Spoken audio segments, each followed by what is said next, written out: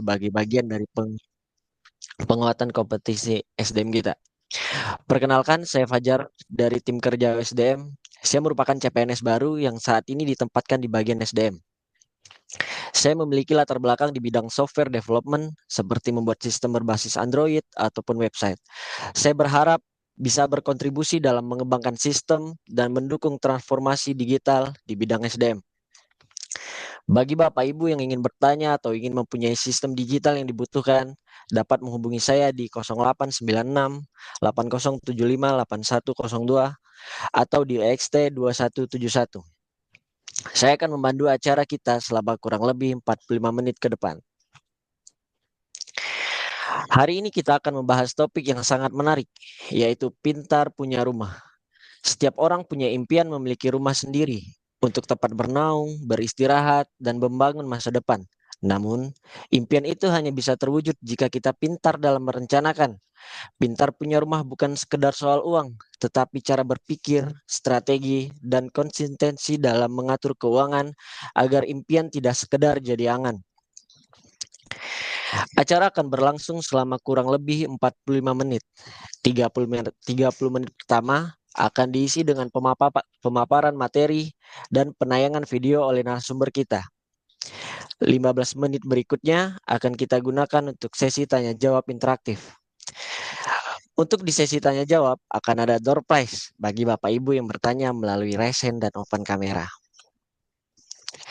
Telah hadir bersama kita narasumber yang sangat inspiratif, Ibu Nola Juasnita Bermawi, SE, merupakan Direktur Perencanaan dan Keuangan, serta Bapak Denny Tampu Bolon yang akan membimbing kita dalam topik Pintar Punya Rumah. Tanpa berpanjang lebar, mari kita sambut Ibu Nola Juasnita Bermawi, SE, untuk membawakan materinya. Untuk Ibu Nola Juasnita Bermawi, waktu dan layar saya silakan. Ya, terima kasih Mas Fajar. Assalamualaikum warahmatullahi wabarakatuh, teman-teman semua. Kita pagi ini topiknya berkelanjutan ya, teman-teman. Jadi dari saya pernah menyampaikan dulu bagaimana kita mengatur keuangan pribadi kita, terus kemudian dilanjutkan dengan investasi apa yang harus kita lakukan gitu ya, atau kita pilih. Nah, sekarang di kesempatan pada pagi ini aku akan lanjutkan lagi. Mungkin ini seri terakhir kali ya dari pengelolaan pengelolaan keuangan kita gitu ya. Jadi investasi yang terakhir itu setelah di kesempatan yang sebelumnya sudah disampaikan itu ada eh, eh, emas, terus kemudian kita juga bisa reksadana, surat berharga gitu ya. Terus kemudian yang terakhir ini adalah investasi yang bentuknya lebih kepada aset ya. Boleh ditayangkan yang mau tayangkan slide-nya aku sendiri atau gimana nih? Dibantu diklat, Bu. Boleh, silakan slide-nya. Jadi pada pagi ini, kesempatan pagi ini seperti judulnya adalah pintar punya rumah. Jadi bagaimana sih kita itu nantinya ke depannya kalau kita mau investasi di dalam membeli properti, aset, atau sebut saja kita dalam membeli rumah. Kalau teman-teman ingat semua, di sebelumnya itu saya pernah menyampaikan bahwa salah satu yang kita harus anggarkan itu adalah untuk kita membeli rumah. Ya. Mungkin teman-teman yang muda-muda sekarang bilang, ah nggak perlu Bu, karena kita tinggal sama orang tua gitu ya. Terus kemudian ada lagi yang bilang bahwa nggak perlu Bu, kita udah dapat rumah nih dari orang tua. Nah, tapi apakah kita perlu memikirkan untuk membeli rumah ini? Masih perlu ya. Kalau tinggal sama orang tua yang mungkin nantinya yang mungkin nantinya bisa nih diwariskan ke kita gitu. Tapi nggak sekedar itu saja gitu ya. Jadi rumah ini adalah salah satu bentuk investasi kita untuk ke depan. Rumah itu nanti bisa ditempati, rumah itu nanti bisa dikontrakan, yang nantinya bisa memberikan pendapatan pasif kepada kita, macam-macam gitu ya. Jadi keuntungannya macam-macam. Ya. Next. Ini lewatin aja, silakan lanjut. Oke, nah jadi untuk membeli rumah itu teman-teman, kita kadang-kadang seperti tadi saya sampaikan, oh kita udah dapat warisan ya, terus kemudian oh kita sudah ada memang sudah dibelikan gitu. Nah tapi bagaimana kalau kita misalnya mau membeli sendiri ya? Kalau misalnya kita mau membeli sendiri, sama juga dengan investasi-investasi yang dilakukan yang sebelumnya saya sudah sempat sampaikan bahwa kita mulai dari kecil, kita beli emas sedikit dari 5 gram, nanti udah untung dijual, beli lagi, atau kita misalnya beli surat berharga dari yang sedikit. Saya berkali-kali menyampaikan, kita mulai dari yang kecil, yang kecil, yang kecil. Nah, bagaimana dengan membeli rumah ini? Kalau teman-teman ya, terutama nih sebenarnya aku menyampaikan ini kepada yang muda-muda ya. Jadi usia kerjanya itu masih panjang. Jadi kalau misalnya teman-teman mau membeli rumah, ya, rumah itu dia akan sangat efektif kita membelinya apabila kita mulai daripada saat usia kita muda seperti teman-teman yang ada mayoritas ada di RSAB ini gitu. Nah, kalau kita punya uang sendiri beli beli begitu saja misalnya ya. Nah, itu nggak masalah gitu. Tapi bagaimana kalau misalnya kita tidak punya uang untuk membeli langsung rumahnya, ya.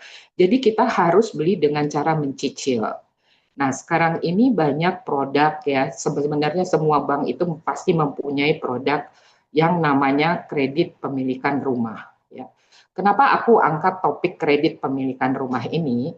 Karena sebenarnya saat ini setiap kali kita mau membeli rumah ataupun sekarang membeli mobil sekalipun, itu kita pasti akan diarahkan untuk memakai kredit. Jadi tidak dengan kita membeli cash, pasti dia akan mengarahkan mengambil kredit untuk pembelian ini.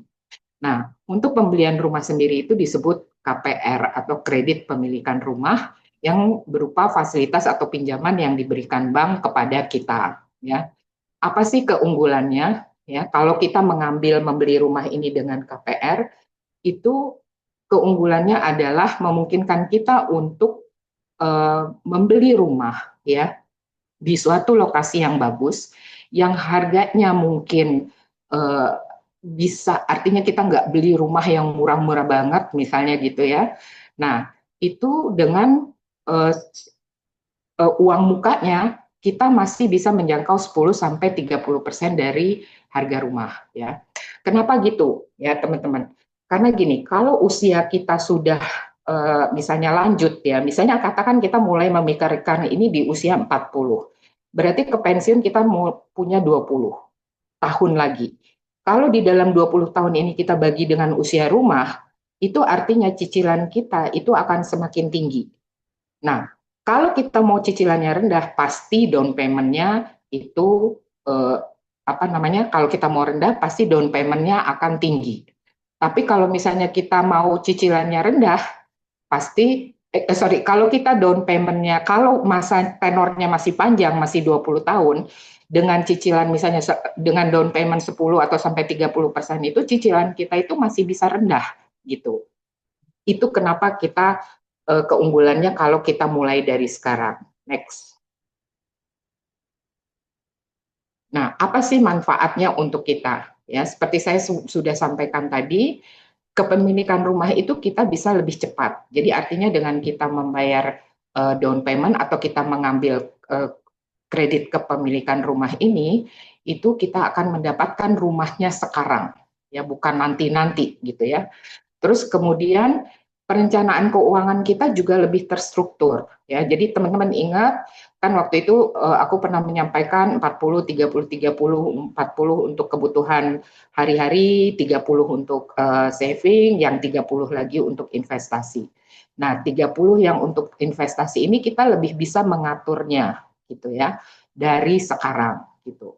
Kemudian kepastian kepemilikannya ya, jadi legalitasnya itu juga lebih dapat dipertanggungjawabkan. Kenapa? Karena itu sudah diurus langsung dengan institusi-institusi yang memberikan kredit kepemilikan rumah ini. Ingat ya teman-teman, kadang-kadang kalau kita beli sendiri, misalnya kita beli rumah tidak lewat kredit kepemilikan rumah, kita beli sendiri di luaran, itu teman-teman masih punya PR untuk ngecek surat-suratnya dan lain-lain. Belum lagi nanti ada kemungkinan sengketa dan lain-lain gitu ya. Jadi artinya kepastian hukum ini kalau kita membeli lewat bank atau kita lewat KPR itu sudah diurus oleh bank gitu. Kemudian next. Nah, sekarang gimana sih kita memilih lokasi atau rumah yang baik buat kita ya. Nah, pertama itu yang pasti ini artinya cara memilih ini cara memilih yang tujuannya tuh investasi ya. Yang kedepannya gimana sih nanti kita bisa properti ini kalau tidak kita pakai sendiri, mau kita jual atau mau kita kontrakan, itu dia nilainya itu boleh dibilang akan stabil ataupun kita harapkan meningkat gitu. Yang pertama itu adalah lokasi yang strategis. Nah, yang strategis ini yang gimana? Pasti teman-teman harus mencari yang dekat misalnya dengan LRT kah, terus kemudian ini transportasi umum, terus kemudian ada rumah sakit nggak di situ, ada sekolah nggak di situ. Kalau keluarga kecil ya mungkin perlu dilihat dari SD, SMP, SMA di situ apa aja, gitu ya. Nah, sama aku juga kasih tips nih. Gimana kita melihat lokasi itu bagus, ya? Lokasi itu bagus. Sekarang kan teman-teman banyak ya lihat kemarin itu banjir, baru beli rumah di mana di daerah mana itu, terus tiba-tiba banjir satu kompleks semua. Jadi teman-teman bisa melihat misalnya cari di peta di mana di lokasi itu. Lihat di situ sungai-sungai yang terdekat ada di mana. Jadi kalau misalnya sungainya lurus dia ada di sini misalnya, itu mungkin nggak apa-apa. Tapi kalau dia ada di delta istilahnya, jadi ada perpecahan sungai begini, terus lokasi lokasi perumahannya ada di sini ya, teman-teman harus pikir lagi. Kenapa? Karena apa ya artinya jalannya air itu kalau dia dalam keadaan banjir, dia ada perpecahan dua gini, itu pasti dia akan tembus lurus gitu. Perhatiin, semua yang kemarin banjir-banjir itu rata-rata begitu. Jadi dia kena kehajar ya, istilahnya kehajar dari arus air itu. Nah, itu perlu dilihat. Kemudian teman-teman juga harus ke sana, lihat. Waktu ke daerah kompleks itu, apakah jalannya itu menurun, atau dia naik, atau dia datar aja. Kalau dia misalnya jalannya kompleks, daerah kompleks itu menurun, ya teman-teman harus pikir lagi. Gitu. Yang ketiga adalah tanya, ini tanahnya bekas apa? Bekas sawahkah? Bekas area rawa-rawa kah? Gitu. Nah, itu biasanya juga tidak baik untuk kedepannya rumah-rumah itu karena kalau developernya bagus dalam memapatkan tanah mungkin nggak apa-apa. Tapi kalau enggak, ya ada berbagai kemungkinan bahwa tanahnya misalnya akan turun, airnya tidak bagus, misalnya gitu. Jadi itu beberapa tips yang teman-teman harus lihat gitu. Jadi jangan beli rumah nggak lihat ke sana, harus ke sana gitu ya. Terus kemudian akses jalannya berkualitas, artinya apakah infrastruktur di sekitar situ sudah bagus ya. Jadi bukan jalan tanah lagi gitu misalnya. Nah, itu juga perlu dilihat apakah jalan ke sana itu macet ataukah tidak. Nah, itu juga perlu jadi pertimbangan. Kemudian lingkungannya aman. Lingkungannya aman itu apakah misalnya memang perumahan itu di suatu tempat yang lingkungannya itu artinya eh, eh, tidak terlalu dekat berbatasan dengan eh, misalnya penduduk yang padat area misalnya gitu ya. Terus kemudian juga bisa tanya-tanya sama daerah sekitar situ apakah lokasi itu aman atau tidak gitu ya. Terus kemudian dari sisi kemampuan finansial sendiri itu diharapkan teman-teman bisa menerapkan aturan 30 atau 35% dari gaji kotor untuk cicilan KPR. Jadi ini juga berkaitan dengan apa yang aku sudah sampaikan bahwa anggaran itu kita harus atur yang paling gampang tuh 40 30 30. Nah, namun kalau kita mau investasi rumah ini, kita memilih investasi rumah, itu kita sisihkan 30% yang tadi ya memang buat rumah saja dulu ya untuk di awal.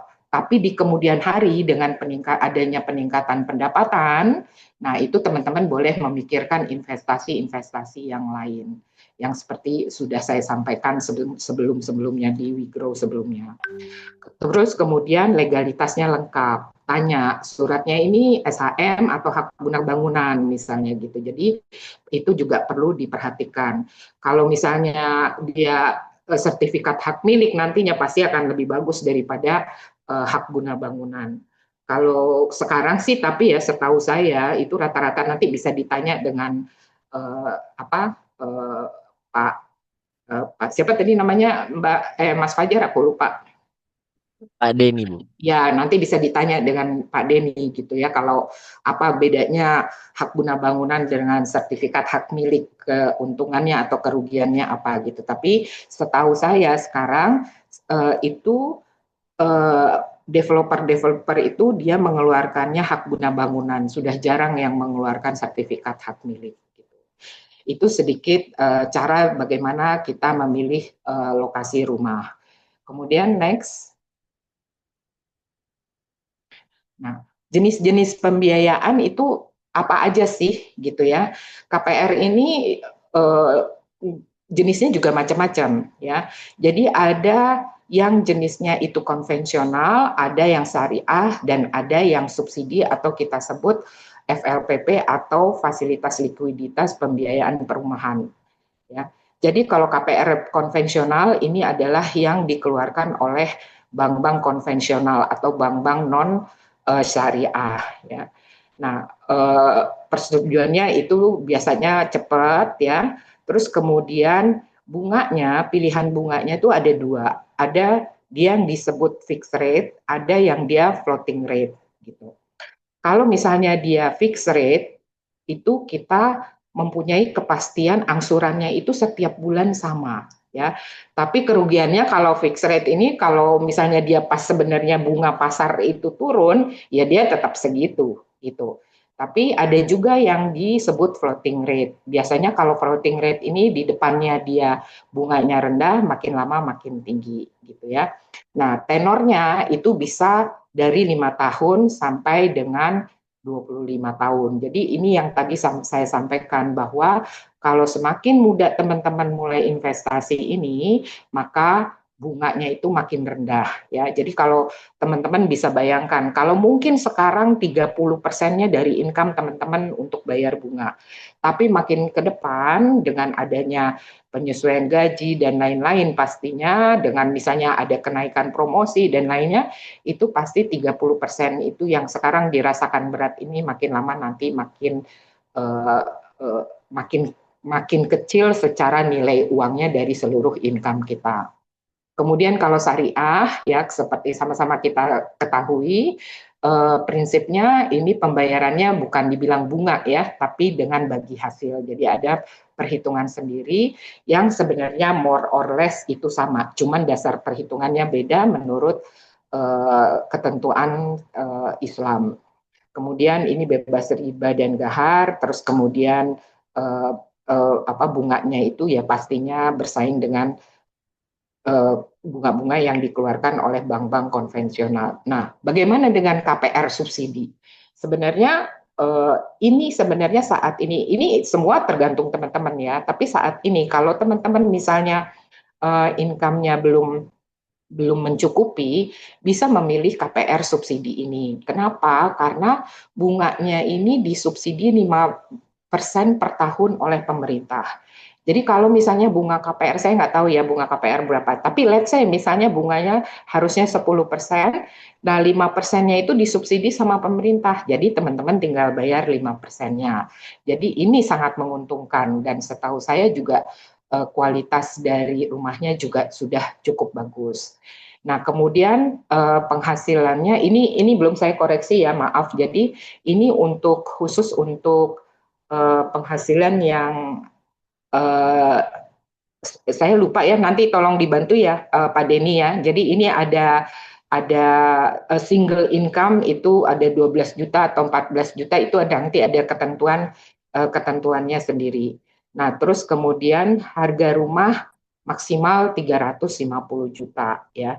Ini banyak nih yang sekarang developer-developer yang menyediakan ini dan cukup bagus. Jadi teman-teman jangan dipikir bahwa kalau sekarang belum perlu, tadi saya sudah sampaikan bahwa kita nggak perlu beli rumah gitu.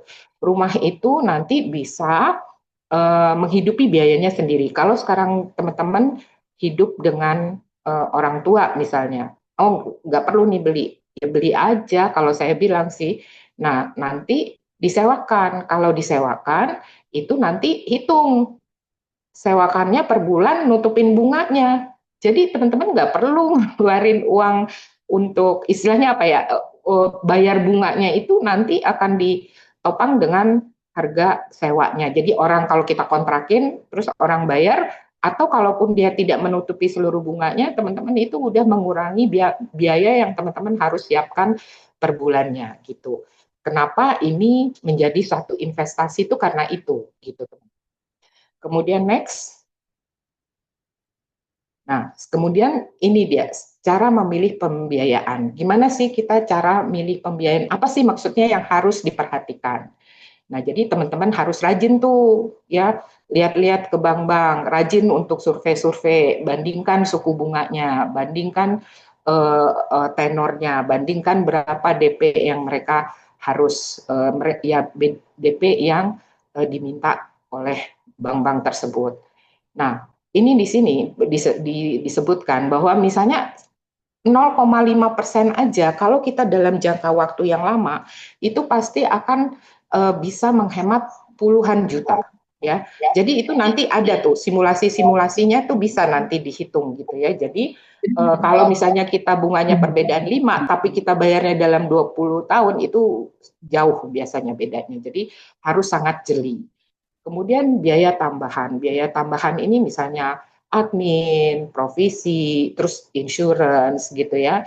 Nah, misalnya itu berapa yang harus teman-teman, artinya biaya-biaya itu berapa gitu. Nah, kalau di sini disebutkan bahwa biasanya rata-rata itu 5 sampai 10% dari nilai properti untuk biaya-biaya tersebut. Jadi mana yang paling menguntungkan? Nah, kalau dia 5% misalnya pasti di biaya adminnya murah, provisinya murah, misalnya notarisnya murah, misalnya gitu ya. Nah, kemudian pilih tenor yang tepat ya. Jadi tenor yang tepat ini kalau misalnya dia tenornya panjang gitu, angsurannya pasti kecil, cuman kita bayar bunganya besar. Tenornya pendek, angsurannya besar, tapi dia bunganya karena cepat selesai, bunganya dia jadi bunganya jadi lebih kecil. Nah, ini disesuaikan dengan kemampuan teman-teman sendiri gitu ya. Kemudian fleksibilitasnya cek apakah dia bisa dilunasi dipercepat ya. Nah, apakah dia dilunasi dipercepat ini penaltinya gimana? Penaltinya dihitung dari apa? Penaltinya dihitung dari total nilai kredit atau penaltinya dihitung dari sisa apa artinya sisa angsuran kita atau penaltinya dihitung dari atau nilai penaltinya sendiri berapa persen gitu. Nah, itu juga harus dipilih-pilih gitu. Karena ini kalau kita karena gini teman-teman, aku kasih tahu aja. Kita tuh ada yang namanya lunasi dipercepat. Jadi misalnya kita sudah menjalani, misalnya kita ambil kredit 20 tahun, kita sudah jalani misalnya 5 tahun, tapi kita punya uang lebih nih, terus kita lunasi dipercepat. Artinya apa? Itu kan akan mengurangi pokoknya, ya. Kalau pokoknya dikurangi, pasti bunganya nanti jadi kecil lagi kalau kita lunasi dipercepat. Nanti kita lunasi lagi dipercepat, nanti bunganya makin kecil, dan tenornya juga bisa jadi makin pendek gitu. Nah, sehingga kita nggak rugi-rugi banget di bunganya. Maksudnya bunganya nggak gede-gede banget gitu ya. Oke. Nah, next. Oke. Sebelum kita sampai ke sini ya, mungkin ada baiknya kita dengerin juga nih. Di sini kan kita sudah mengundang Pak Denny Tampu Bolon ya tadi dari Bank Mandiri. Gimana sih Pak Denny terkait dengan pembiayaan properti ini dan juga mungkin apa namanya apa sih yang baik untuk dipilih teman-teman sekarang? Kalau menurut aku sih yang baik untuk dipilih teman-teman sekarang itu adalah kredit yang bersubsidi atau FLPP. Mungkin bisa disampaikan sedikit, mungkin silahkan Pak Denny.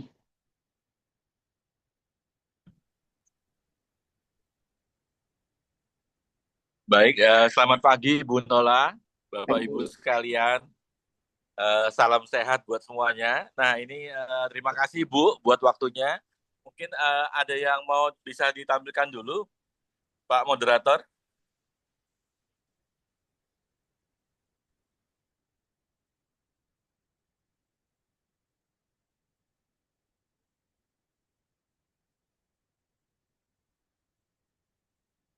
Izin akses ya, kayaknya moderatornya nggak ini.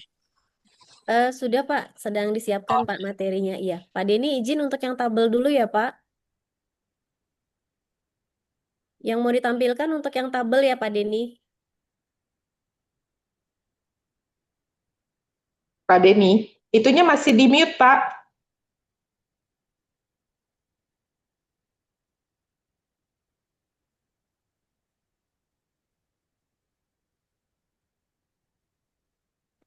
Iya Bu, yang tabel dulu Oh iya, saja. baik Bu, Oh, udah. Pak Denny sudah Ya. banyak. Thank you Oke, Pak. disiapkan dulu. Terima kasih Mbak. Baik Bu, sambil ditampilkan, Bu Nola, Bapak Ibu, nanti ini kita akan tampilkan bila mana Bapak Ibu sudah punya fasilitas KPR di bank lain misalnya ya.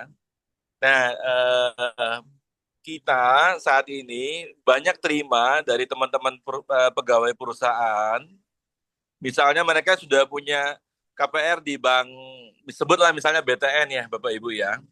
Nah, di BTN itu misalnya sekarang bunganya udah floating, berarti sekitar 13%. Nah, sekarang ini banyak teman-teman pegawai itu mereka minta hitungan sama Denny. Pak Den, aku minta hitungin dong, aku sekarang di BTN sisa 800 juta misalnya ya Bapak Ibu ya. Sisa 800 juta, nah tenorku sekarang sisa 10 tahun. Aku mau pindahkan ke Mandiri, cicilannya jadi berapa sih? Nah, itu kemarin kejadian di apa di nasabah kita. Nah, kalau dilihat dari bunga saat ini misalnya Bapak Ibu sebenarnya yang paling kalau menurut saya pribadi yang paling menarik adalah yang cicilannya paling panjang, Bapak Ibu. Cicilan fixnya paling panjang. Nah, misalnya kalau kita lihat di tabel ini, kita bunganya kita ambil yang 8,76. Nah, 8,76 itu selama 10 tahun cicilannya tetap. Jadi nggak berubah-berubah. Sama terus. Nah, itu dia nanti kalau misalnya 800 juta, itu ilustrasinya cicilannya dia di bank BTN biasanya kena di 12 12 juta, itu di kita itu bisa turun jadi sekitar 10 juta. Jadi selisihnya sekitar sekitar sekitar 2 jutaan. Jadi ada selisih cicilannya nanti Bapak Ibu detailnya kita kasih ke Bapak Ibu ya. Nah, jadi selisih cicilan itu nanti Bapak Ibu bisa hitung bila mana selisih cicilannya itu cukup besar, nanti Bapak Ibu bandingkan dengan biaya-biaya yang dikeluarkan oleh Bapak Ibu. Nah, kebetulan kita lagi ada program juga. Jadi biaya provisinya itu ada pilihan yang free. Untuk yang tenor 10 tahun, itu kita kasih free provisi, free admin. Tapi kalau Bapak ngambil yang cicilan yang lebih kecil lagi, itu ada bunga 5,66 fix 5 tahun. Tenornya 10 tahun minimal. Nah, itu juga lebih murah lagi cicilannya nanti. Nah, itu provisinya juga kita cukup kecil, itu 0,25 dan adminnya free. Jadi nanti intinya Bapak Ibu nanti bisa kita buatin hitungan berapa sih selisih cicilan yang saya dapatin bila saya alihkan pinjaman saya dari BTN ke Mandiri. Nah, kemudian apakah boleh pelunasan nggak selama berjalan? Boleh. Jadi kalau pelunasan itu memang saat ini kalau untuk yang bunga fix 10 tahun itu penaltinya 5%. Biaya admin pelunasan penaltinya 5%. Kalau 5% dari apa Pak Den? 5% dari outstanding yang mau dilunasin, Bu. Misalnya dia Ya, mau dari sisa ya. dia mau lunasin misalnya 50 juta ya, berarti 50 juta kali 5% gitu loh, Bu. Nah, Memang kalau saya pribadi saran saya ambil yang paling paling panjang fixnya. Kenapa? Biar kita nggak usah pusing-pusing lagi gitu loh. Karena kan kita udah bisa hitung ya. Kalau misalnya selama 10 tahun cicilan kita sekian, otomatis dia akan sama. Sementara kan gaji kita kan pasti naik ya selama 10 tahun. Jadi kebanyakan sih konsumen ambil yang fixnya paling panjang gitu loh, paling panjang. Nah kalau misalnya dia, Dan aku mau tenorku, aku nggak mau 10 tahun, aku mau panjangin, misalnya aku mau 15 tahun, ya boleh, tapi bunganya yang ada hanya yang fix 10 tahun. Nanti tahun ke-11 gimana? Nah tahun ke-11 Bapak Ibu bisa pelunasan, Bapak Ibu bisa pelunasan, atau Bapak Ibu kena bunga floating. Floatingnya berapa? Floatingnya sekarang rata-rata semua bank kurang lebih antara 11-13%. Itu barangkali untuk yang take over ya Bapak Ibu. Nah, untuk misalnya kalau misalnya Bapak Ibu untuk beli rumah, misalnya rumah second, itu bunganya juga sama. Ada pilihan yang 5,66, ada yang 8,76. Jadi untuk yang rumah second juga Bapak boleh ajukan. Atau misalnya, Den, aku punya rumah orang tua, aku mau jaminin buat buat apa? Buat modal kerja suamiku atau istriku. Nah, itu bisa juga. Tapi nanti jaminannya harus balik nama ke nama pegawai tersebut. Nah, itu barangkali untuk yang take over, Bu Nola, Bapak Ibu sekalian. Nanti kalau misalnya ada pertanyaan bisa diajukan ya. Nah, mungkin yang berikutnya bisa yang untuk yang rumah subsidi, Bu. Ya. Nah, untuk Kalau yang kita udah punya rumah sekarang misalnya ya Pak Denny, nah, terus dijaminin untuk beli rumah baru boleh nggak? boleh banget, boleh banget. Itu boleh, boleh. Tapi sebenarnya Bu, saran saya kalau memang untuk beli rumah baru, yang dijaminkan rumah barunya aja. Kenapa? Karena bunga untuk rumah baru malah lebih murah Bu, daripada Oh, kita pakai jaminan milik kita atau milik orang tua kita. Jadi kalau dia beli rumah baru, dan aku ada rumah nih di Bintaro, aku mau beli rumah baru, townhouse. Ya udah rumah baru itu aja yang dijaminin, nggak usah rumah kita gitu. Itu Bu. ya ya. Oke. Sambil kita mau lihat untuk yang rumah subsidi, barangkali bisa ditampilkan. Nah, ini video ya. Ya. Nah, ini contoh-contoh rumah subsidi yang sekarang bagus banget, Bapak Ibu. Ini rumahnya ada di dekat Tiga Raksa. Nah, ini rumahnya bagus. Kenapa bagus? Karena memang dia sudah pakai carport ya. Kalau rumah subsidi zaman dulu itu namanya Bu Nola motorport. Jadi depan pintu itu Hmm, lebarnya itu cuma 2 meter yang di semen. hmm, Kalau sekarang hmm, rumah-rumah subsidi yang bagus dikasih carport. Jadi cukup sekitar, ini hampir sekitar 4 meter lebih, Bu. hmm. Kemudian, Buat bayangan aja ini tanah luas bangunan berapa? Berapa oke, kamar? lebarnya 6 meter, panjangnya 10 meter. Jadi 60 meter, kamarnya 2, kamar mandinya di belakang. Di belakangnya itu bisa bisa masih ada ruangan buat ruang makan. Nah, ini lokasinya ada di sekitaran bandara, ada di sekitaran Tiga Raksa, ada di sekitaran Bekasi Cibitung, ada di Bogor. Jadi nanti Bapak Ibu boleh milih. Rumahnya kurang lebih Ya. seperti ini sekarang. Ini yang Nah, FLPP kan ya? ini rumah FLPP, tapi modelnya tidak seperti FLPP. Ya tadi seperti Denny bilang. Nah, itu kalau lihat atapnya juga tinggi, Bu Nola. Itu Hmm, lihat atapnya tinggi ya, seperti rumah hmm, komersil. Nah, hmm. itu atapnya tinggi, kacanya cukup banyak. Oke, oke. Nah, Terus kemudian ini, sorry, tadi aku agak lupa ya. Ini kalau nggak salah ada ketentuan yang terkait single income dan single joint income, income. terus terkait, bisa Oke. disampaikan nggak? Iya.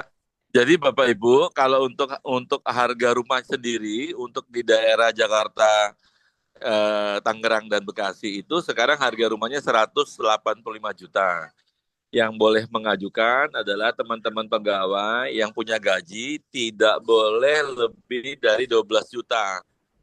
Tidak boleh lebih dari 12 juta. Kalau gaji saya UMR boleh nggak Pak Den? Oh malah boleh banget gitu loh. Nah, itu cicilannya itu ditanggung pemerintah sebagian bunganya. Jadi yang dikenakan bunganya hanya 5%.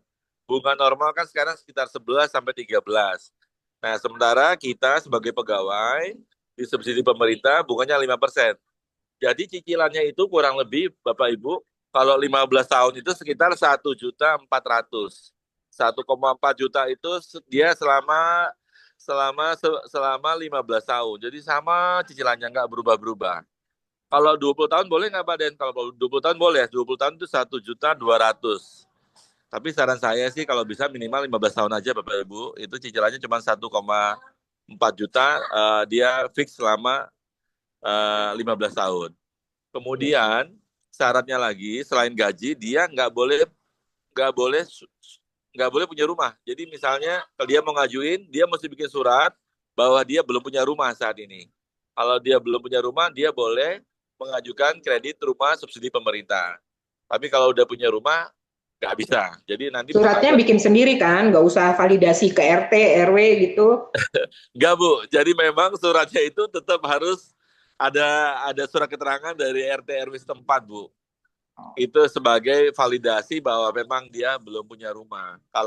Kalau surat itu sudah ada, otomatis kreditnya bisa dikasih oleh semua bank, termasuk Bank Mandiri. Iya. Oke. Nah, untuk rumahnya sendiri, nanti Bapak Ibu silakan bisa info ke kita.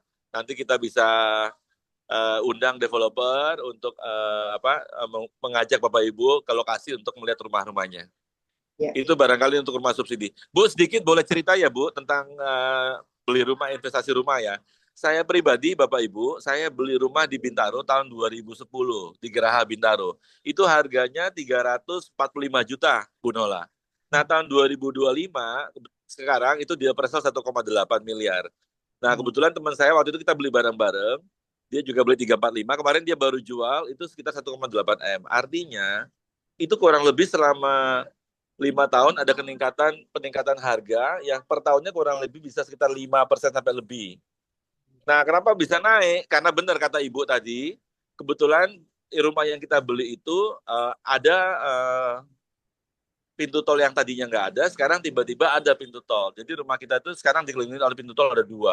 Nah, dengan adanya tol itu membuat harga rumah kita jadi semakin lebih cepat naik. Yang kedua, memang kebetulan rumah yang kita pilih Amin, tidak ada sungai. Jadi kemarin beberapa kali kejadian tidak pernah banjir. Yang ketiga, memang di sekitar rumah kita dulunya tidak ada mall, tidak ada sekolah. Sekarang tiba-tiba ada sekolah, ada mall. Nah itu juga membuat harga rumahnya jadi lebih cepat naik.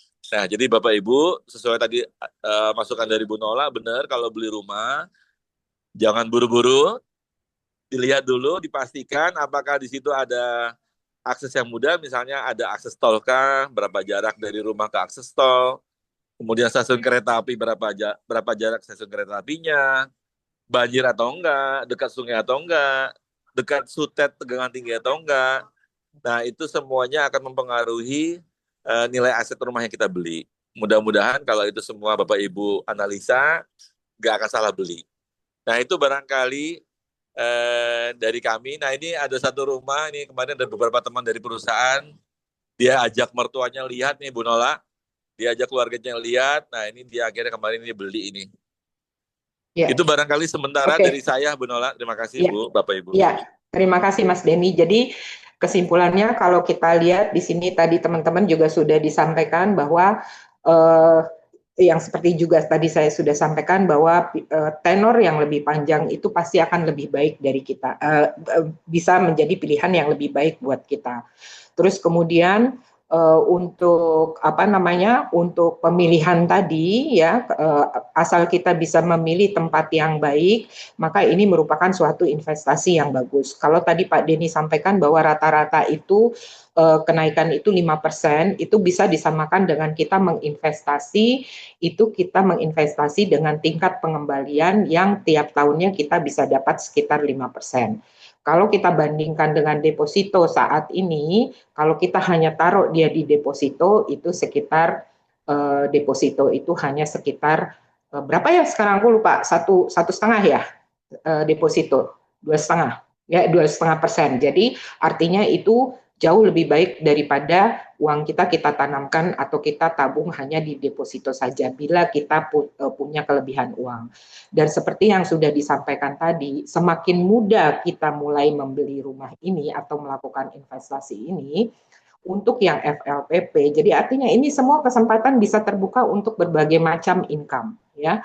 Jadi dengan semakin ininya kita, semakin cepatnya kita memutuskan ini, itu artinya kita juga membayarnya juga artinya tidak terlalu besar gitu ya. Jadi kayak tadi disampaikan kalau 180 untuk rumah yang cukup bagus itu tadi, itu kita kira-kira dari 1,2 sampai 1,5 per bulan untuk mencicil rumah ini gitu. Dan itu fix sampai di akhir periode kita, di mana tadi aku bilang yang mungkin di awal terasa berat sama teman-teman, tapi nanti dengan adanya penyesuaian gaji dan lain-lain, itu akan menjadi makin lama makin ringan gitu. Kalau ada kesempatan bisa diperlunas, dipercepat sehingga bunganya bisa lebih rendah lagi. Gitu. Boleh kembali ke slide aku, Bu Mas Wajar? Jadi kalau misalnya kita lihat tadi itu, mungkin di slide 8 ya kita. Jadi kalau kita sebelumnya, jadi kalau kita lihat tadi secara umum setelahnya yang tadi betul, yang keuntungan. Jadi kalau kita lihat keuntungannya investasi ini, keuntungannya itu adalah dari nilai properti tadi ya. Tadi kalau pengalamannya Pak Denny kenaikannya 5%, tapi kalau kita betul-betul di tempat dapat lokasi yang sangat strategis dan betul itu kalau misalnya ada jalan tol, kemudian berkembangnya di daerah itu sangat baik, itu bisa antara 8 sampai 15% per tahun gitu ya. Terus kemudian tadi saya sudah sampaikan itu menjadi pendapatan pasif kalau kita sewakan. Terus kemudian proteksi terhadap nilai investasi. Artinya pada saat nanti 10 tahun ke depan, 15 tahun ke depan kalau kita jual, harganya akan mengikuti harga pada saat itu. Tapi kalau uangnya hanya kita tanamkan, kita tabung, nilai uang itu dengan adanya kenaikan, kita punya uang 100 juta, sekarang kita nggak apa-apain misalnya, atau kita punya uang 10 juta, sekarang kita nggak apa-apain. Tapi dengan rata-rata inflasi 5-8% per tahun, artinya uang kita itu nilainya itu turun 5-8% per tahun. Itu. Tapi kalau kita beli misalnya salah satu pilihan untuk investasinya ini adalah properti, kalau dia dijual, dia akan nilai pasar pada saat itu. Itu keuntungannya.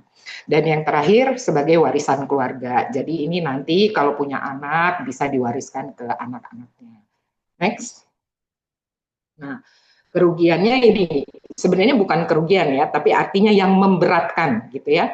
Modal awalnya besar. Kenapa modalnya awalnya besar? Karena dia harus pasti harus menyediakan dana untuk uang muka ya. Terus kemudian likuiditas rendah. Likuiditas rendah ini ya teman-teman tahu ini tidak semudah menjual emas misalnya, tidak semudah kita menjual kalau kita beli obligasi, kita menjual obligasi atau kita punya deposito kita cairkan gitu ya, itu tidak semudah itu. Ya, kemudian ada tambahan biaya operasional ya. Jadi artinya ya kalau kita pakai sendiri ya pasti kita akan rawat ya, tapi kalau kita sewakan pasti harus ada perbaikan. Pinter-pinter aja bikin kontrak sama yang nyewa ya. Biasanya kalau orang bikin kontrak nyewa, kalau selesai masa kontrak, kerusakan dan lain-lain, itu silahkan silahkan perjanjikan dengan yang nyewa bahwa itu menjadi tanggung jawab yang nyewa, jangan jadi tanggung jawab kita, pintar-pintar aja. Terus kemudian bisa tetap ada resiko penurunan harga. Kenapa tetap ada resiko ini? Karena tadi aku bilang, kalau teman-teman salah pilih, itu dia daerahnya banjir, dia daerahnya tidak berkembang, maka harganya akan stagnan. Ya, oke. Next. Ini tadi sudah disampaikan juga ya, aku sudah sampaikan juga. Jadi kalau kita mengelola investasi, tipsnya jadi riset, lakukan, cek, jangan malas untuk ke lokasinya gitu ya. Terus yang kedua adalah cek KPR yang paling menguntungkan apa ya. Terus yang ketiga adalah siapkan dana darurat, artinya kita harus punya dana untuk cicilan. Maksudnya tuh jangan sampai putus cicilan, sayang gitu ya. Terus satu lagi yang terakhir adalah pilih asuransi yang baik. Jadi nanti tanya, ini asuransinya oleh siapa? Perusahaan asuransinya siapa? Kalau nanti perusahaan asuransinya juga yang abal-abal, nanti kalau terjadi sesuatu dan lain hal nggak nanti kita klaim nggak bisa ganti asuransinya. gitu ya. Oke, aku rasa mungkin itu apa yang perlu saya sampaikan atau presentasi pada pagi ini. Silakan untuk siapa yang buka buat tanya jawab ya, Mas Fajar ya. Nah, iya Bu, selanjutnya bagian tanya jawab. Terima kasih banyak Ibu Nola dan Bapak Denny atas penyampaian materi yang sangat insightful untuk hari ini. Sekarang kita masuk ke sesi kedua, tanya jawab interaktif.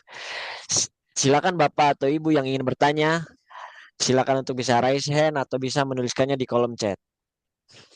Ini kayaknya di chat udah ada ya, Mas Fajar. Oh, kita yang bacakan yang di chat aja dulu ya Bu ya. Nah, Pertanyaan dari Mbak Intan. Apakah RS bisa memfasilitasi? Mungkin maksud dari sini apakah rumah sakit bisa memfasilitasi untuk mendapatkan KPR tersebut? gini, dia ada dua nih arti dari pertanyaan ini ya.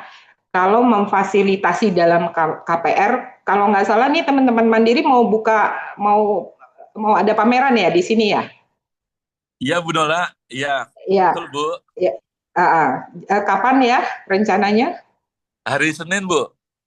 Ya, jadi nanti teman-teman bisa tanya ya, bisa tanya misalnya sampai ke simulasi dan lain-lain, silakan tanya bebas gitu ya di situ. Terus sekaligus untuk tanya misalnya developer yang bagus bisa. Nah, yang kedua aku yakin nih bisa nggak nih rumah sakit bantu nih fasilitasi lagi bunganya kayak gitu ya, kan DP-nya kayak gitu.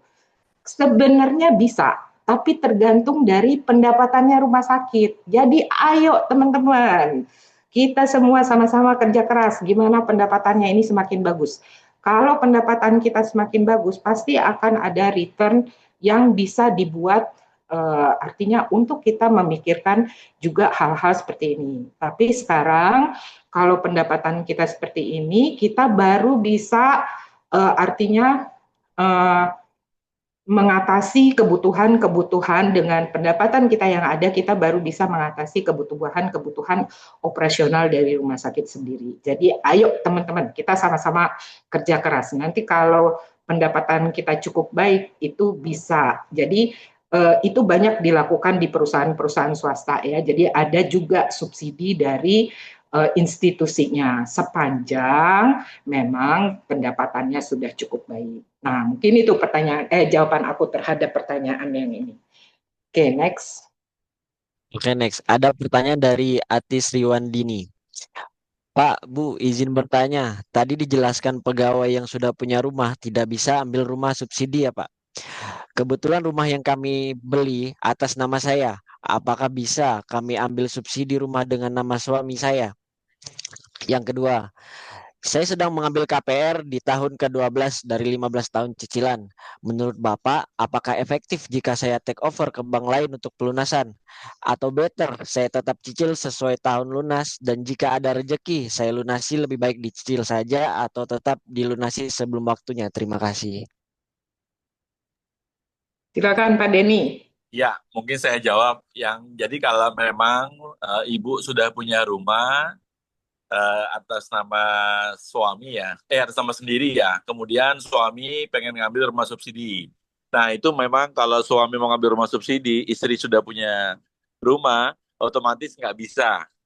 Jadi emang nggak bisa ya, Bu. Yang kedua, kalau misalnya sudah punya KPR di bank lain, udah berjalan 12 tahun, nah saran saya nggak usah di take over. Kalau bunganya masih bunga fixed rate. Tapi kalau bunganya sudah floating, rasanya ibu harus minta hitung-hitungan dari bank. Kalau sudah floating, yang tadi Denny bilang, nanti ibu bisa datang ke Mandiri di bawah, nanti dibikin simulasinya, bila mana selisih cicilannya cukup besar dan lebih besar daripada biaya untuk take over, rasanya ibu bisa untuk mengambil take over. Jadi kalau misalnya bunganya masih bunga fixed rate saat ini, menurut Denny jangan di take over, tetap di situ aja, Bu. Nah, kalau misalnya Ibu ada rezeki mau pelunasan, better dilunasi sebelum waktunya atau bagaimana? Iya, jadi memang kalau kita kredit itu kalau bisa kita kerja sekuat-kuatnya KPR-nya segera secepat-cepatnya dilunasin, Bu. Jadi jangan lama-lama sebenarnya. Jadi kalau misalnya ada rezeki, Ibu langsung lunasin aja semampu Ibu gitu loh. Biar nanti Ya. tenornya bisa dipendekin. Tapi kalau misalnya Ibu punya rezeki, Ibu sama suami punya rezeki banyak, udah langsung lunasin aja. Jangan sampai ada sisa lagi gitu loh. Jadi intinya memang kalau KPR itu, kalau memang Ibu ada rezeki, Ibu lakukanlah pelunasan. Bisa pelunasan sebagian, ataupun pelunasan seluruhnya. Nah, Iya, pelunasan sebagian itu nanti disesuaikan dengan berapa yang Ibu udah siapkan. Itu barangkali, Bu. Pak Denny, pertanyaannya saya gini nih. Kalau misalnya udah tinggal 3 tahun lagi nih Pak, tapi Iya. rumahnya aku pengen renovasi nih, Oh ya. Mbak Ati pengen renovasi. Kalau di take over nih, misalnya kalau di take over, terus aku pengen top up nih, gitu, bisa nggak? Iya, betul, Bu.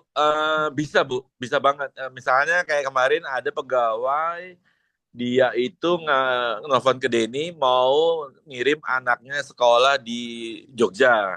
Nah, kebetulan dia ngambil kelas internasional. Nah, itu dia kebetulan bapaknya pas duitnya lagi nggak ada, dia ngajin top up ke Mandiri. Ya, dengan jaminan yang sama, dia ngajin top upnya dipakai untuk kebutuhan apapun. Nah, kemarin tuh ada yang buat renovasi, ada yang buat biaya anak sekolah, ada macam-macam, Bu. Jadi boleh, boleh sekali, Bu Noah. Oke, oke, terima kasih Pak Denny. Ya, lanjut ke pertanyaan berikutnya, Ibu. Ini ada pertanyaan dari Bu Teti dan Bu Ita. Mungkin digabungin aja. Izin bertanya, lokasinya di mana saja dan untuk akses ke rumah sakit apakah mudah dan lancar? Terima kasih. Baik, aku langsung jawab ya. Jadi beberapa rumah subsidi yang kita pilih, ya memang ada beberapa rumah subsidi yang kategorinya platinum dari Kemenpora. Artinya platinum, rumah tersebut punya akses dekat keramaian. Misalnya mau dekat dengan rumah sakit. Ya mungkin kalau yang kemarin kita lihat di dalam 2 bulan terakhir ini yang kita ketemu, memang tidak ada yang terlalu dekat sama rumah sakit sebenarnya ya. Kurang lebih itu kalau kemarin saya lihat kurang lebih 30 menit ke rumah sakitnya. Tetapi yang paling dekat rata-rata memang mereka punya klinik. Jadi ada klinik kesehatan, ada dokternya di dekat rumah-rumah tersebut. Nah, lokasinya nanti Bapak Ibu boleh pilih. Ada yang di Bekasi, ada yang di Tangsel, ada yang di Kabupaten Tangerang, ada yang di Bogor. Jadi nanti Bapak Ibu Maksudnya itu ke rumah sakit kita Pak, ke RSAB. oh, ke rumah sakit kita ya. Iya, jadi mereka Nah, memikirkan gimana gampang nggak nih datang ke kantor. Nanti kalau nggak on time datangnya kena tegur, kan gitu ya. iya. Ya sebenarnya nggak ada yang, jujur nggak ada yang dekat ya, Bapak Ibu kalau yang rumah subsidi ya. Kalau pakai mobil pasti macet sih. Kecuali Bapak Kalau Ibu mau, akses kendaraan umumnya, nah kalau mau naik kereta api itu paling enak sih sebenarnya. Kalau mau naik kereta api misalnya kita punya yang di dekat bandara di daerah Sepatan. Nah itu bisa naik kereta api dari KRL Pasar Anyar. Itu kok nanti nyampe ke rumah sakit mungkin sekitar 30 menit, 40 menit lah ya. Jadi mau nggak mau memang aksesnya KRL, Bu, atau dia lewat tol gitu loh. Jadi memang rata-rata kurang lebih 1 jam lah, kurang lebih. Jadi ya, memang nggak ada yang deket sih, memang rata-rata udah di pinggiran Tangerang, di Tangsel atau di Kabupaten Tangerang, Bu. ya. Itu Oke, barangkali. ya, makasih Pak Denny. Mungkin satu lagi kalau ada Mas Fajar pertanyaan. Pertanyaan selanjutnya ini ada dari Pak Diksi Sebastian. Izin bertanya, ketika masih KPR, apakah bisa peningkatan status dari HGB ke SHM? Ya, aku langsung jawab ya. Jadi Ya. kalau selama masih KPR, apakah bisa peningkatan status dari sertifikat hak guna bangunan ke sertifikat hak milik? Bisa jawabnya. Nah, gimana caranya? Jadi nanti Bapak bisa kontak orang banknya untuk coba konfirmasi ada rencana untuk peningkatan HGB ke SHM. Nah, nanti dari banknya akan mengontak notaris. Nanti Bapak Ibu juga bisa langsung kontak notarisnya juga untuk langsung diproses peningkatan menjadi SHM. Tentunya ada biaya yang dikeluarkan. Nah, biayanya itu nanti dari notaris akan menginfokan ke Bapak Ibu sekalian. Tapi saran saya, benar, harus cepat-cepatnya ditingkatkan jadi SHM, jangan SHGB. Kenapa? Karena SHGB itu kan dia ada masa masa berlaku sertifikatnya. Bila mana masa waktu berlaku sertifikatnya mati, itu akan lebih ribet prosesnya. Jadi mendingan better sekarang bisa langsung kontak banknya untuk coba kontak notarisnya untuk segera ditanya biaya untuk peningkatan SHM-nya. Itu barangkali, Ya, Pak. ya, Terima kasih. ya. Oke, terima kasih Pak Denny. Eh, Gimana Mas Fajar? Kelihatannya cukup kali ya? Ini ada satu pertanyaan dari Pak Denny, apakah mau dijawab, Bu? Ini Satu Pak pertanyaan Denny, terakhir. ini Pak Denny sendiri yang nanya nih. Denny mana Denny nih? Taha, Oh, oh Denny Pak Taha. Denny. Iya. Yeay, aku habis sama DT-nya, jadi aku pikir Pak Denny Tampuolon sendiri. Nah, Iya. oke, oke. Ini ada Ya, pertanyaan ini terakhir dari, terakhir ya. iya, iya, Bu. Bu, bagaimana caranya agar properti yang kita miliki bisa menjadi aset produktif, bukan hanya tempat tinggal, tapi juga sumber nilai tambah jangka panjang? Jadi gini teman-teman, dia itu kalau dia mau menjadi aset yang produktif, sebenarnya nih ada tiga ya sebenarnya. Eh, eh, jadi gini, satu itu adalah kita kontrakan ya. Jadi itu tadi pentingnya kenapa kita melihat lokasi ya. Misalnya lokasi itu kita pilih, dia mungkin jauh nih di Tiga Raksa ya, tapi dia lokasinya dekat pabrik-pabrik misalnya ya. Itu pasti banyak yang mau kos, yang mau kontrak gitu. Itu pasti banyak gitu ya. Jadi ini kenapa sangat penting kita untuk memilih lokasi itu. Nah, kalau misalnya kita lokasinya baik, kita bisa menjadikan itu aset produktif dengan cara menyewakan tadi ya. Yang kedua, dia belum tentu belum tentu mungkin ada yang menyewa. Tapi kita lihat lagi nih, daerah sana misalnya, daerah sana belum ada banyak toko-toko atau apa. Nah, kita bisa jadikan itu misalnya itu toko misalnya gitu ya. Nah, atau misalnya kalau saya nggak tahu sih ya Pak Denny, kita kalau udah beli gitu kita bisa renovasi nggak sih Pak? Bisa, Misalnya Bu. kita udah Bisa. bisa kan? Bisa. Nggak, renovasi itu artinya kita rubah bentuk bisa kan? Bisa, tapi kalau rumah Nah, subsidi setelah 5 tahun ya, Bu. Oke, ya artinya setelah 5 tahun kita bisa menjadikan ini aset produktif. Kita tidak hanya mengontrakkan satu rumah, tapi mungkin kita bikin kos-kosan gitu. Yang kos-kosannya tadinya cuma dua kamar, nanti bisa jadi 3 kamar, nanti kita bikin tingkat jadi 4 kamar, 5 kamar, akhirnya 10 kamar gitu. Ya, jadi macam-macam caranya untuk itu bisa menjadikan itu menjadi aset produktif. Nah, kalau kita bisa mengelolanya dengan baik kayak gitu, itu dia akan menjadi passive income buat kita. Pertama, dia bisa nutupin cicilan kita sendiri. Kedua, kalau kita hasilnya lebih besar dari cicilan, itu menambahkan income kita yang nantinya kalau kita nggak pakai nih uangnya, kita bisa lakukan investasi yang lain-lain yang seperti di WeGrow sebelumnya sudah pernah saya sampaikan. Mungkin itu Mas Fajar? Bu, boleh nambah dikit nggak, Bu? Pak Boleh, Fajar. silakan. Ya. Nah, saya mau nambahin informasi lagi.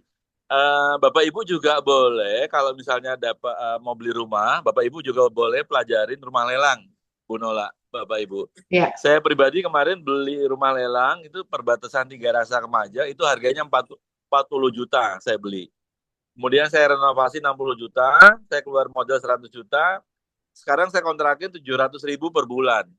Berarti kan kalau per tahun itu kan sekitar berapa tuh? Hampir 8 juta ya berarti ya. Nah, artinya Bapak Ibu kalau misalnya ada rencana mau beli selain rumah subsidi atau rumah baru, ada juga rumah lelang. Nah, rumah lelang ini juga nanti Bapak Ibu bisa pelajarin rumah-rumah lelang yang memang harga rumahnya biasanya udah lama nggak ditempatin, udah macet. Nah, Bapak Ibu bisa KPR lewat bank tersebut. Jadi misalnya barang lelang mandiri, Bapak Ibu bisa KPR lewat mandiri.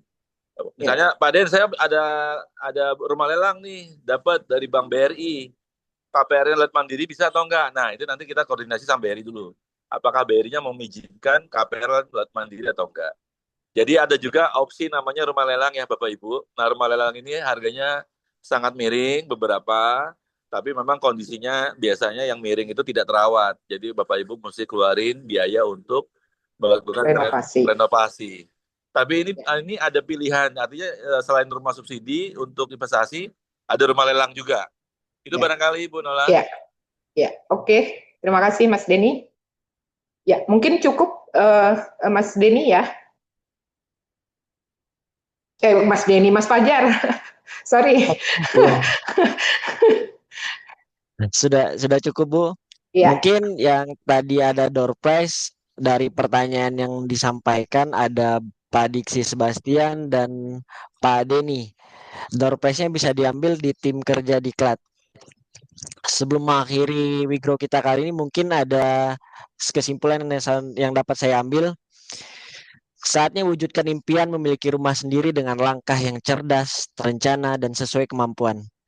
Memiliki rumah bukan hanya tentang seberapa cepat kita bisa membelinya, tetapi tentang bagaimana kita merencanakan keuangan dengan bijak, menyesuaikan dengan kebutuhan, dan memilih cara terbaik yang paling sesuai bagi kita. Salah satu cara yang dapat ditempuh adalah memiliki kredit pemilikan rumah atau KPR. Sebuah fasilitas pembiayaan yang dapat membantu mewujudkan kepemilikan rumah secara bertahap. Namun, KPR bukan satu-satunya pilihan. Dengan perencanaan finansial yang baik, menabung secara konsisten, atau memanfaatkan program perumahan yang tersedia, impian memiliki rumah tetap dapat diwujudkan dengan cara yang aman dan berkelanjutan. Jadilah generasi yang pintar punya rumah, generasi yang tidak hanya berani bermimpi, tetapi juga cerdas dalam memilih strategi untuk mencapainya. Karena rumah bukan hanya sekedar tempat tinggal, melainkan simbol kemandirian dan hasil dari perencanaan hidup yang matang. Terima kasih banyak Ibu Nola dan Bapak Denny atas penyampaian materi hari ini yang sangat-sangat insightful. Terima kasih juga atas partisipasi aktif Bapak Ibu dalam sesi hari ini. Semoga apa yang telah kita pelajari bersama dapat menjadi bekal untuk kemajuan organisasi kita, Rumah Sakit Anak dan Bunda Harapan kita. Ambil satu insight, tuliskan dan mari kita praktikkan apa yang kita pelajari hari ini di tempat kerja kita masing-masing. Karena perubahan besar akan terjadi jika dimulai dari langkah kecil. Jangan lupa ajak rekan kerja lain untuk hadir di Wigro sesi berikutnya. Tetap semangat, belajar, dan berkembang bersama. Saya Fajar, pamit undur diri. Sampai jumpa di sesi Wigro berikutnya. Wassalamualaikum warahmatullahi wabarakatuh. Selamat pagi, salam sehat. Waalaikumsalam.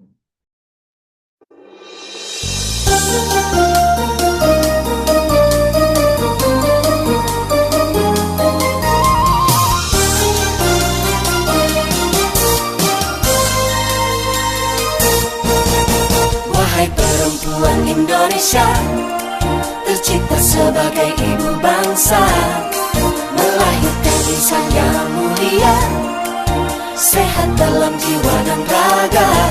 Kami terdepan dalam tugas untuk melayani kesehatan